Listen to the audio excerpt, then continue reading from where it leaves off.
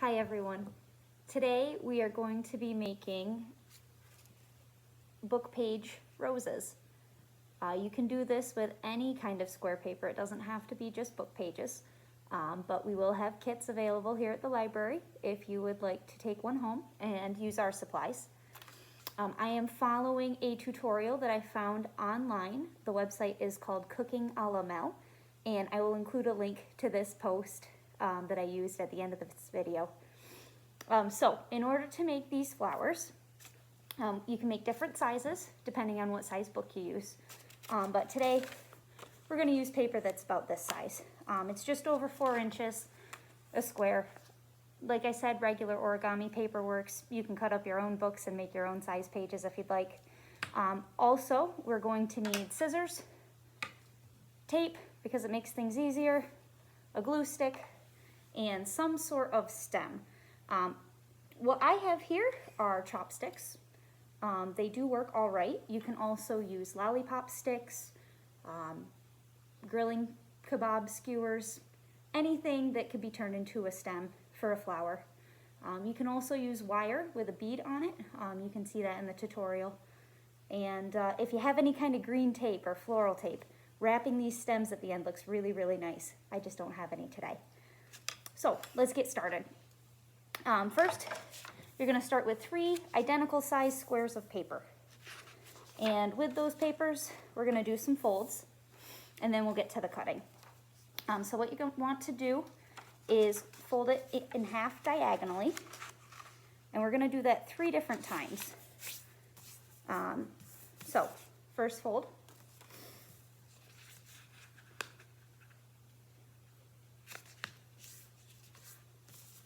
Second fold.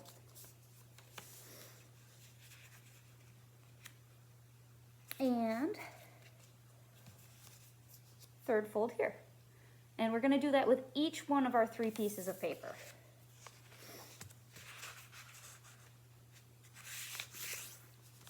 These flowers are being made to go in our display case here at the Lyons Falls Library. Over the course of the springtime, I'll be adding more flowers as we go along, and you're welcome to make these flowers at home or any other type of flower that you know how to make out of paper and bring it in, and we can put it in a vase in the display case.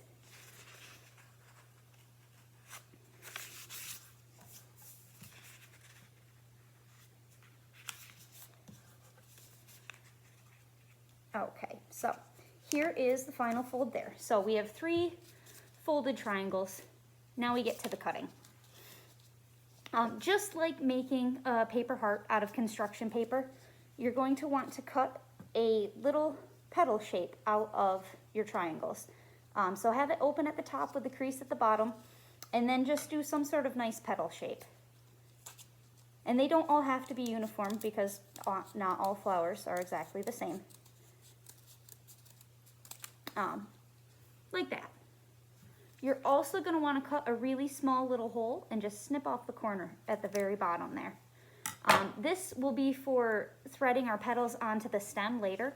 If you're using something small or the same length like a lollipop stick or a wire, you can make it very, very tiny. For the chopsticks, I have to make it a little bit larger, but then I have to do some tape work at the end. So it all depends on what you're working with.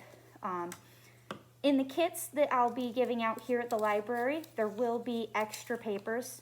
So in case that you accidentally cut the holes a little too big, you can always try again. Second petal. And here's the last one.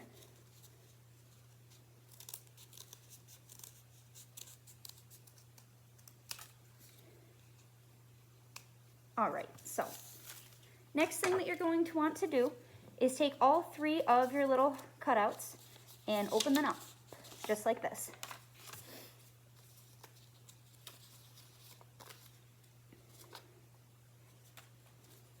It doesn't look much like a rose yet, but it will. Okay, so now that we have all 3 of our flower sections, we're going to do some more cutting. The first section, we're going to cut just 1 flower petal out of. So, you can pick, it doesn't matter which flower petal it is, but just take one of the folded sections and cut it out just like this. So you're left with 2 pieces. and we'll set that aside for now. We'll go back to those later. With the second flower, this time instead of one, we're going to take 2 sections.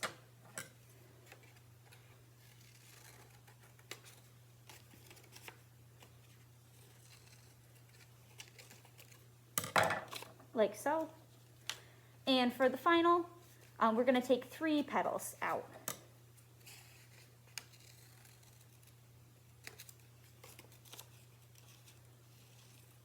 All right. So now, before we start gluing things, you'll have a single petal, 2 petals, 3 petals, and then bigger sections. So there's 5, 6, and 7. Starting with the smallest petal, this is when we get out our glue stick. All of these are going to get turned into cones. So just roll it gently and glue the edges together just to form kind of a cone shape. If you're using a larger stem like a chopstick, you're going to want to leave a space in between because eventually we'll be threading these onto the sticks. Smaller wires and things like that, you can roll the cones a little bit tighter. But just get some glue on the edge of one of the petals, roll it over, and we'll be set with the first one. I found that the first single petal is always the hardest. After this one, they go much, much easier just because they're a little bit bigger. The paper curls a little bit better. And depending on what book that you got that we've taken apart to turn into flowers, all of these books were ones from the book sale that were falling apart or things that couldn't be circulated in our collection anymore. So they're getting upcycled into paper crafts. But some of the pages are stiffer than others. Some of the older paperbacks, the pages are nice and soft. That's how I got this yellowed one. So it all depends on what kind of paper that you're working with too. But here's the cone for the first one, just a little tube. And we'll just set that aside to dry. The next one, we'll do the same thing with the 2 petal section. And just again, put some glue on the edges, roll it over into a cone-like shape.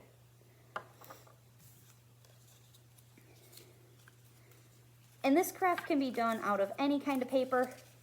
I'm looking forward to trying it out of construction paper just to get some colors. I've also seen it where you can take your white pages with the book words on them and paint it with watercolors to give it a little bit of color, or spritz it with diluted food coloring. There's all sorts of options out there. You can get as creative as you'd like with these kinds of crafts. All right, here's our second cone. We'll just set that up here with our other one. Now we move on to the third section. Same thing, overlap the edges, make it into a cone shape. You can tell they're getting easier as they get bigger. Doesn't take nearly as long to get them to stick together and to have a nice circular shape. All right, there we are. And for the larger sections, we're going to do something similar, but instead of overlapping just the edges, we're going to glue a whole petal together. So pick one side and cover the entire section with glue, and then fold it over into a cone with an overlap like that. And you'll get something that looks kind of like this. And we're just going to repeat that for each one of these remaining larger sections.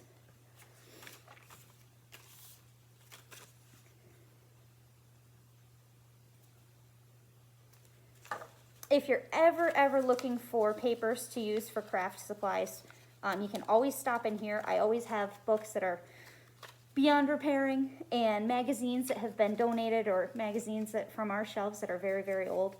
If you ever need any paper, feel free to stop in and ask. We have more than enough we can give away.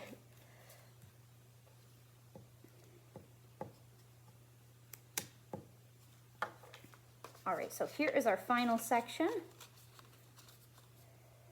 All right, so now we've got all these little flower pieces, and we're gonna start attaching them to the stem. If you have a good glue stick and you have the right kind of material, you can just glue them on.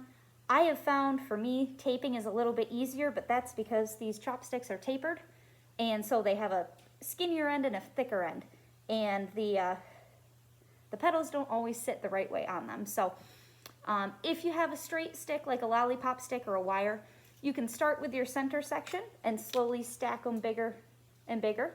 In this case, with the chopsticks, you're going to want to do it reversed. So start with your section with the most number of petals, if you're using chopsticks like I am, and just thread it through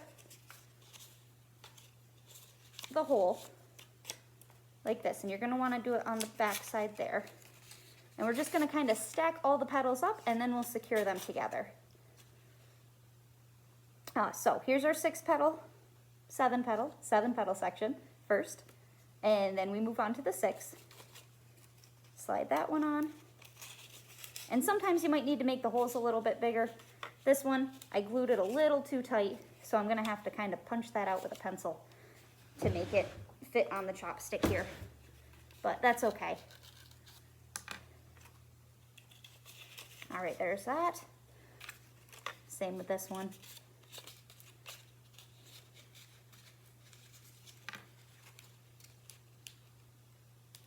And don't be afraid, if anything comes unglued, you can always just pull it apart and re-glue it again.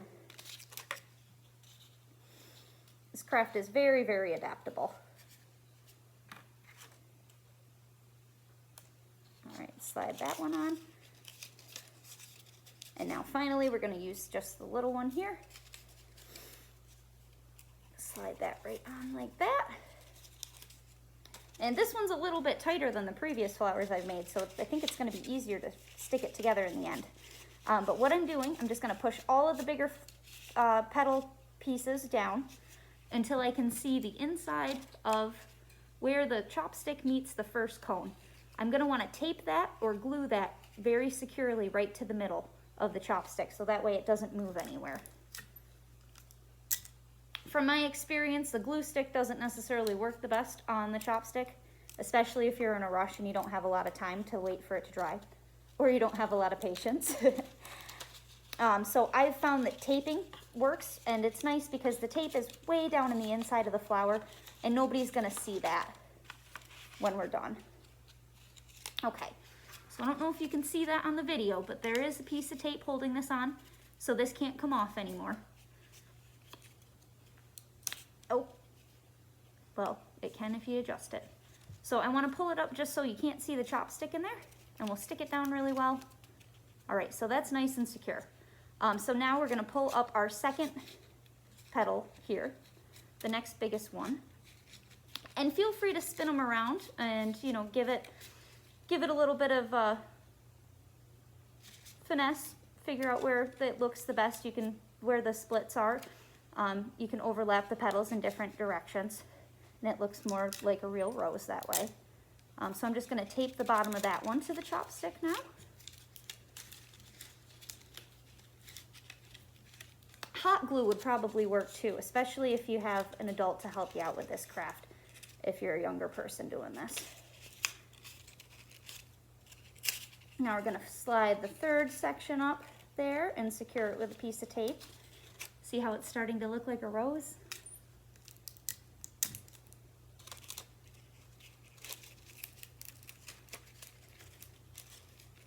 All right. And just keep doing that and arranging your petals so they're kind of overlapping until all of them are up towards the top of the middle of the flower.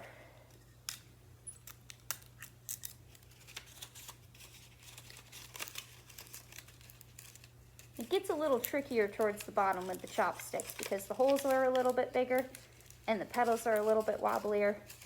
But with a little bit of practice and effort, you can get it pretty nice there.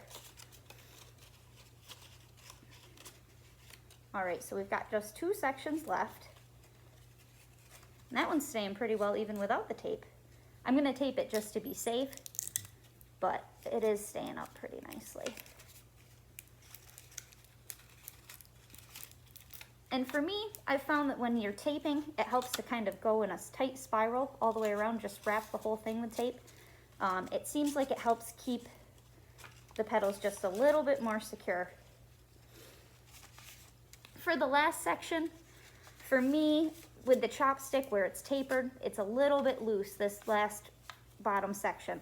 So what I have found works really well is if you take it, you pinch it, and then you just kind of twist just a little bit. And with that twist in there, and kind of scrunching the paper all together, you can get a really, really nice tight tape wrap around it, and your petals won't move anywhere. If you have hot glue, this would probably, you wouldn't have to do the pinch and twist. But if you're just using Scotch tape, like I am, it helps it keep a little bit more secure that way.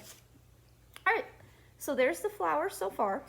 To make it look more like a rose, what you can do is take a pencil or any other round stick-like object and take your petals and just kind of roll them over the edges of the pencil like that.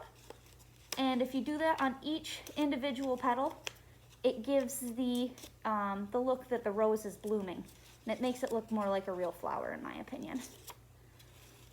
So we'll just do that here real quickly.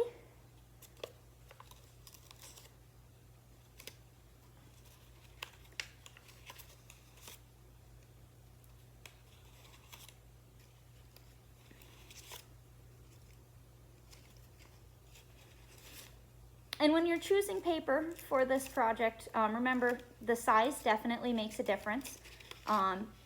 Bigger book pages or bigger squares of paper are going to make larger flowers. Smaller papers will make smaller flowers naturally.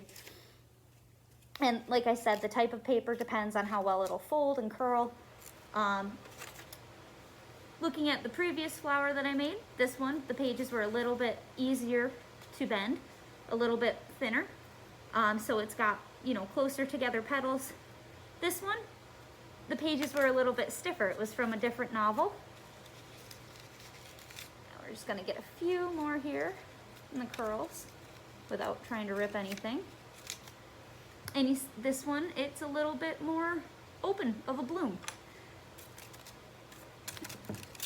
So I hope this was easy to follow. I hope you enjoy making your own flowers at home. If you have any that you're really proud of, please, please bring them in. I would love to put them into the display case here. And happy spring from the Lions Falls Library. Bye.